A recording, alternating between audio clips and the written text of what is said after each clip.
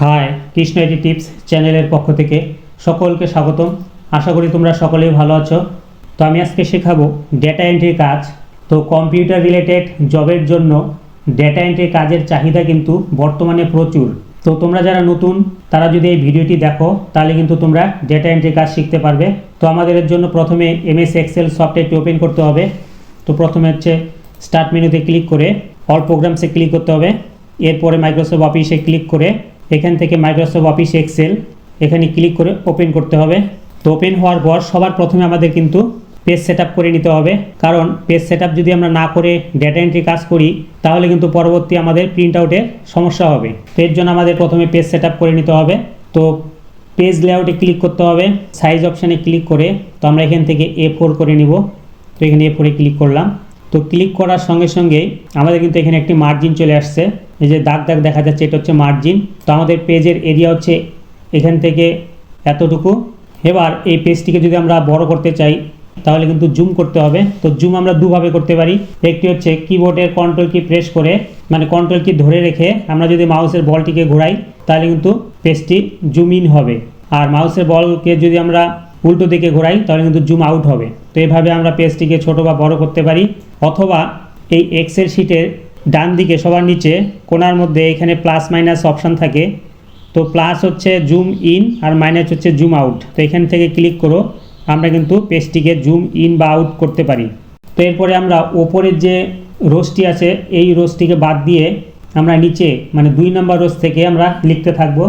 যেমন হচ্ছে যদি আমাদের বলা হয় কোনো একটি কম্পিউটার সেন্টারে স্টুডেন্ট অ্যাডমিশন হয় তো তাদের ডেটা আমাদেরকে কম্পিউটারে এন্ট্রি করতে হবে। তো সেটা আমরা কিভাবে করব? তো এর জন্য কিন্তু আমাদের প্রথমে একটি ফরম্যাট রেডি করে নিতে হবে। তো আমি এখানে একটি ফরম্যাট রেডি করে দেখাচ্ছি। তো প্রথমে SL মানে সিরিয়াল নাম্বার, পরের সেলে লিখতে হবে আমাদের নেম অফ স্টুডেন্ট। তো এরপর হচ্ছে আমাদের এই কলামসগুলোকে বড় করে দিতে হবে। তো ওপরে যে ABCD লেখা আছে এগুলো হচ্ছে কলামস হেডিং, আর 1 2 3 4 যে লেখা আছে এগুলো হচ্ছে রোজ হেডিং। তো এবার আমাদের AB এই মাঝখানে যে দাগগুলো দেখা যাচ্ছে এগুলো কিন্তু ধরে আমরা ক্লিক করে এগুলোকে ছোট বা বড় করতে পারবো, এই কলামসগুলোকে ছোট বা বড় করতে পারবো।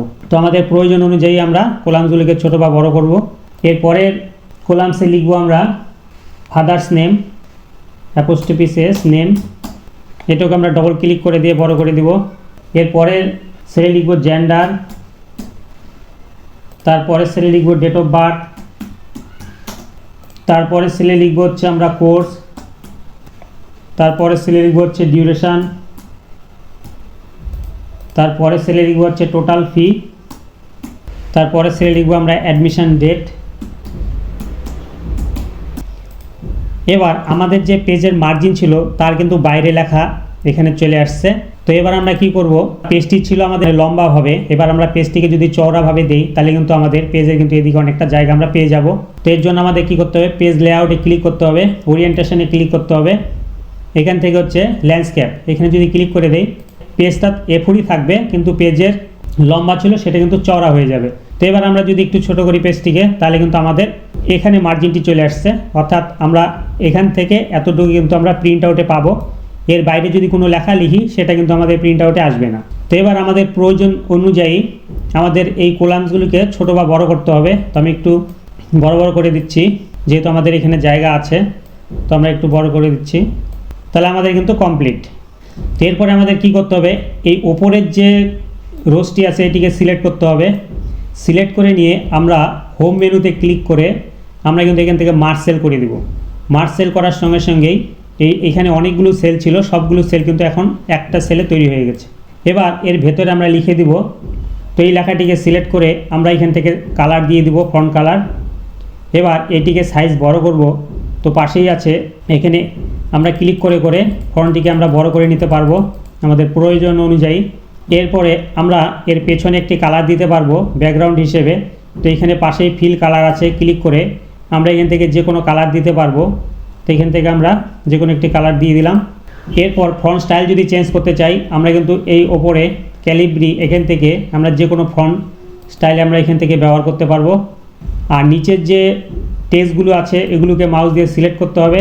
সিলেক্ট করে নিয়ে আমরা এই ফিল কালারের থেকে এখান থেকে যে কোনো একটি কালার দিয়ে দিব।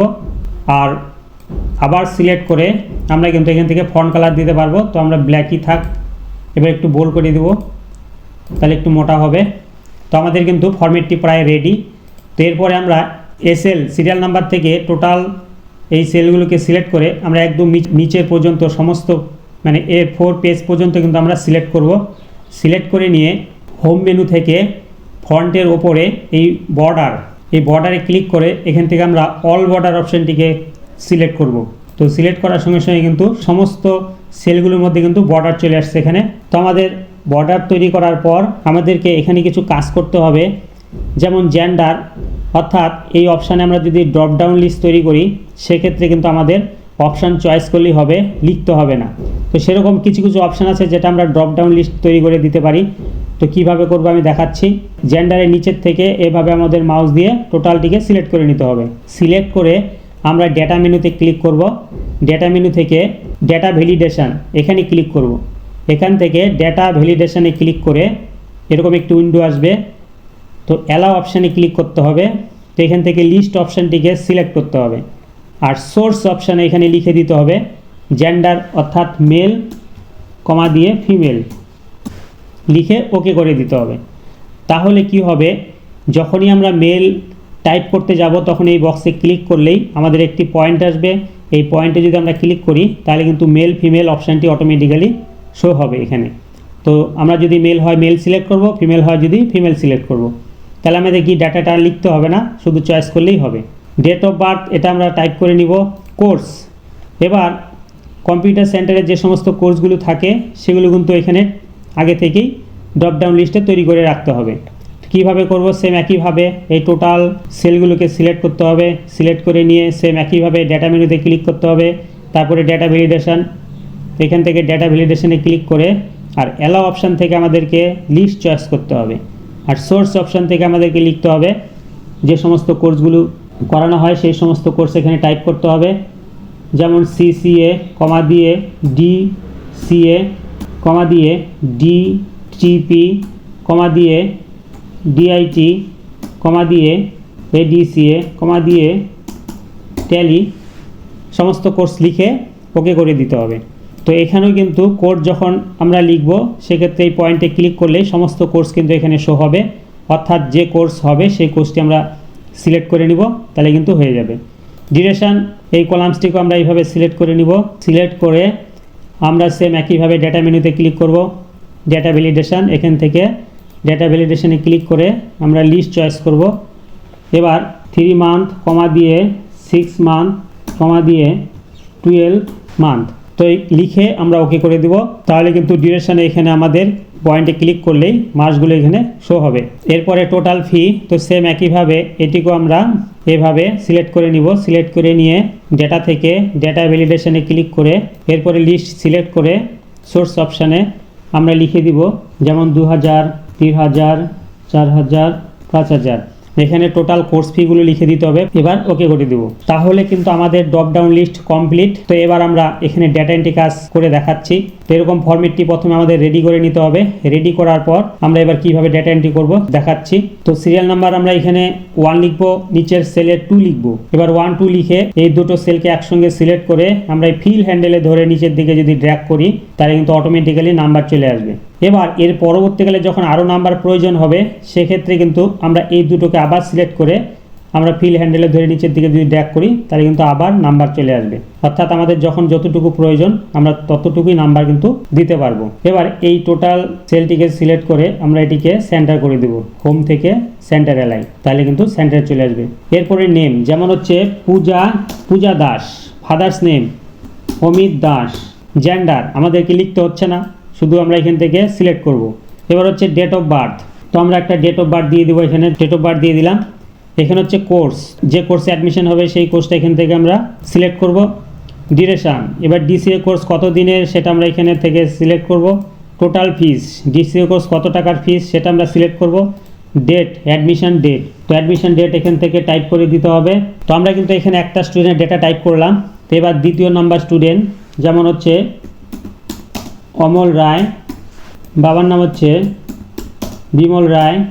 এখান থেকে আমরা মেল চয়েস করব, এখান থেকে ডেট অফ বার্থ দিয়ে দিব। এখানে কোর্স, যেমন হচ্ছে 1 1 2020, 1 1 2020 এখান থেকে আমরা 1 1 2020 লিখে ওকে করে দিব। এবার এর পরবর্তীকালে যখন আরও নাম্বার প্রয়োজন হবে সেক্ষেত্রে কিন্তু আমরা এই দুটোকে আবার সিলেক্ট করে আমরা ফিল হ্যান্ডেলে ধরে নিচের দিকে যদি ড্র্যাগ করি তাহলে কিন্তু অটোমেটিক্যালি নাম্বার চলে আসবে। যে কোর্সে অ্যাডমিশন হবে আমরা সিলেক্ট করব, এখানে ডিউরেশন আমরা সিলেক্ট করব, এখানে ফিস আমরা এখান থেকে সিলেক্ট করব, আর ডেট অ্যাডমিশনের ডেট যদি সেম থাকে সেক্ষেত্রে আমরা লিখবো না, উপরেরটাকে সিলেক্ট করে আমরা এই ফিল হ্যান্ডেলে ধরে নিচের দিকে এইভাবে ড্র্যাগ করব, অটোমেটিক্যালি ওই ডেটটি এখানেও চলে আসবে। তো এইভাবে আমরা ডেটা এন্ট্রি করব, খুব ইজি প্রসেসে, অনেক কিছু আমাদের টাইপ করতে হচ্ছে না, অটোমেটিক্যালি আমরা কিন্তু ড্রপ ডাউন লিস্ট থেকে চয়েস করতে পারবো। তো আমার ভিডিওটি তোমাদের যদি ভালো লেগে থাকে তাহলে একটি লাইক কমেন্ট করবে, আর পরবর্তী ভিডিও পাওয়ার জন্য চ্যানেলটিকে সাবস্ক্রাইব করে পাশে থাকা বেল আইকনটি প্রেস করবে। আর তোমরা সবাই খুব ভালো থেকো, থ্যাংক ইউ।